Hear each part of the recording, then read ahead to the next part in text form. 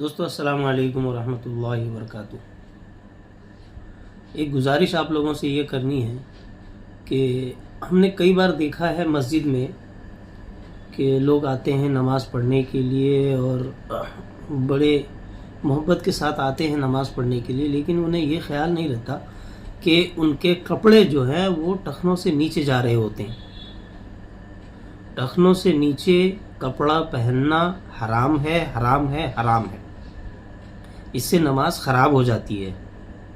तो गुजारिश ये है कि जो भी भाई पैंट शर्ट पहनते हैं, पैंट पहनते हैं या लुंगी पहनते हैं या जुब्बा पहनते हैं या जिस तरह का भी कोई भी लिबास पहने, आप सल्लल्लाहु अलैहि वसल्लम ने इस चीज़ को करने से मना फरमाया।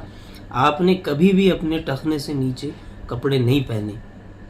अरब में रिवाज हुआ करता था, लंबे जुब्बे पहनते थे, अलग अलग कपड़े पहनते थे, लेकिन टखने से नीचे कभी भी कोई कपड़ा नहीं पहनता था। और अगर हम पहने भी हैं, नमाज को आए हैं, तो अल्लाह अहकमुल हाकिमीन के सामने हम खड़े होने जा रहे हैं। क्या अल्लाह का भी एहतराम नहीं है आपको? आप नमाज पढ़ने आए हैं अल्लाह के सामने, अहकमुल हाकिमीन जो दोनों आलम का बादशाह है, आप उसके सामने नमाज पढ़ने आए हैं और आपका टखने से नीचे पैजामा जा रहा है। बताइए कितनी बदनसीबी है कि मैं मेहनत भी करूं और कोशिश भी करूं, वक्त भी ज़ाया करूं और नमाज के लिए मेहनत भी करूं और मेरी नमाज कबूल ना हो। काले कपड़े में मोड़कर मेरे मुंह पे मार दिया जाए। क्या फ़ायदा ऐसी नमाज पढ़ने का?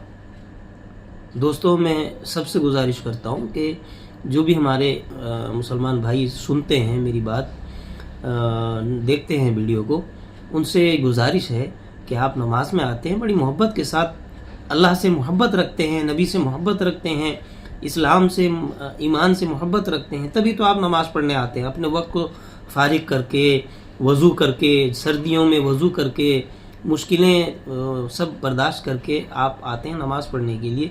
तो कम से कम नमाज अपनी पूरी हो जाए, अल्लाह के नज़दीक कबूल हो जाए, उसका तो एहतमाम करना पड़ेगा ना। अगर हम ऐसा नहीं करते हैं, टखने से नीचे रखते हैं, अल्लाह के नबी ने फरमाया कि ये किब्र की अलामत है। यानी इसका मतलब ये है कि आपके अंदर घमंड है, कूट कूट के भरा हुआ है। जभी तो आपने टखने से ऊपर नहीं उठाया अपने कपड़े को, अपने जामे को। अगर आप इस बात का ख्याल करते कि मेरे आका सल्लल्लाहु अलैहि वसल्लम नमाज का क्या हुक्म फरमाते हैं, मैं नमाज पढ़ने जा रहा हूँ, अल्लाह के हुजूर खड़ा होने जा रहा हूँ, उसका क्या हक है। अगर मेहमान भी आपके घर आता है तो वो तमीज़ के साथ आता है। आप कहीं जाते हैं किसी बड़े के यहाँ, तो आप भी अदब से, तमीज़ से जाते हैं, उसके हर चीज़ का ख्याल रखते हैं। तो जब आप अहकमुल हाकिमीन के सामने खड़े होंगे तो क्या ख्याल नहीं करेंगे? तो बराए मेहरबानी मैं सारे मुसलमान भाइयों से गुजारिश करता हूँ कि जब आप नमाज को जाएं तो कम से कम अपना ख्याल कर लें। हमने देखा मेरे पड़ोस में आज एक नमाजी नमाज पढ़ते हुए कि रुकू में एक तो टखने से नीचे कपड़ा पहने हुए थे, हो सकता है मुगालता हो गया हो, गलती से टखने से नीचे रह गया कपड़ा। चलो, नमाज के अंदर जब आदमी नमाज के अंदर चला गया और रुकू में गया, तो रुकू में जब झुकता है तो उसकी नज़र कहाँ होती है?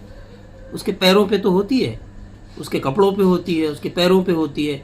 जब भी उसे ये ख्याल नहीं आता कि मेरे कपड़े जो हैं मेरे टखने से नीचे जा रहे हैं, और जो हराम है, जिससे नमाज ख़राब हो जाती है, कई बार सुन चुके होंगे, कई बार मालूम भी किया होगा, जानते भी होंगे। अगर नहीं भी जानते हैं तो कहीं ना कहीं हमेशा हर जुमे में या कहीं भी बयानात में कानों में ये आवाज़ पड़ती है कि टखने से नीचे कपड़ा पहनना हराम है। मुसलमान नहीं पहनते, लेकिन फिर भी टखने से ऊपर नहीं उठाए। इसका क्या मतलब समझा जाएगा कि आपके अंदर इतना किब्र भरा हुआ है, इतनी घमंड है कि आप जो है अल्लाह के सामने भी इस चीज़ को गवारा नहीं करते। शैतान आप पे इतना तसर्रुफ कर रहा है। इसी बात को तो अल्लाह ने फरमाया, ख़तमल्लाहु अला क़ुलूबिहिम व अला समइहिम व अला अब्सारिहिम ग़िशावा, कि हम जो है दिल के अंदर एक सियाह धब्बा लग जाता है गुनाह करने से। धीरे धीरे गुनाह, जब गुनाह के ऊपर गुनाह, गुनाह के ऊपर गुनाह करता है, तो उसके धब्बे जो हैं बढ़ते रहते हैं, इतने बढ़ जाते हैं तो उसका दिल पूरा सियाह हो जाता है और फिर अच्छी बात उसके दिल पे सरायत नहीं करती। ठीक है, تو اللہ تعالی ہم سب کو جو ہے ان باتوں پر عمل کرنے کی توفیق نصیب فرمائے. اللہ تعالی ہمیں جو ہے احکم الحاکمین کے سامنے، اللہ کے سامنے کھڑے ہونے کا سلیقہ نصیب فرمائے اور ہمیں ہدایت نصیب فرمائے. ہمیں اللہ سے مانگتے بھی رہنا چاہیے، اللہ سے دعا کرتے رہنا چاہیے کہ اللہ ہمیں ہدایت نصیب فرمائے. اللہ اگر مغفرت کر دے تو یہی سب سے بڑا، یہ ہمارا ٹارگٹ ہے، ہماری زندگی کا ٹارگٹ ہے کہ ہم اللہ سے اپنی مغفرت مانگیں. مغفرت نہیں تو کچھ بھی نہیں بھائی. آپ کو اللہ معاف کر دے یہ سب سے بڑی نعمت ہے. اللہ سے معافی طلب کرتے رہنا چاہیے.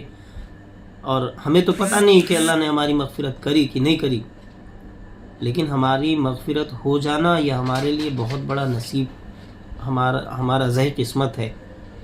اس لیے اللہ سے اپنی مغفرت مانگیں اور اللہ کے حکم کے مطابق زندگی، نبی پاک صلی اللہ علیہ وسلم کے طریقے کے مطابق زندگی گزارنے کا نام ہی مسلمان ہے، ایمان ہے. اسی کو مسلم ایمان کہتے ہیں. آپ پورے ایمان کے اندر داخل ہو جائیں. تو میں سب سے گزارش یہی کروں گا کہ آپ جو ہے اللہ کے حکم اور نبی کے طریقے پہ اپنی زندگی گزارنے کی کوشش کریں اور میرے لیے بھی دعا کریں. میں بھی آپ کے لیے دعا کرتا ہوں. اللہ ہم سب کی مغفرت فرمائے، اللہ ہم سب کو ہدایت سے مالا مال فرمائے، اپنی معرفت نصیب فرمائے، اپنا خصوصی تعلق نصیب فرمائے، نبی پاک صلی اللہ علیہ وسلم سے بے پناہ محبت نصیب فرمائے.